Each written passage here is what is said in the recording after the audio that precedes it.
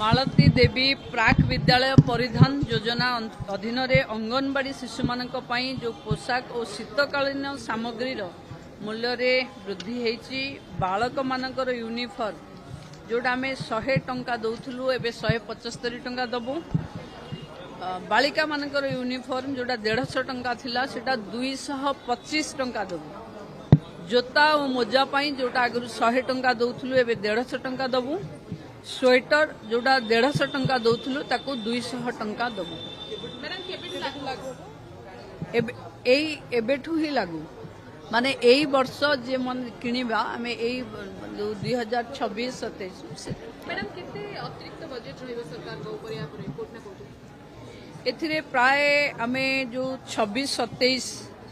आर्थिक वर्षरू आरंभ हो तामाने एई वर्ष ठू जोटा प्रोक्योर होबो सेटारे आरंभ होबो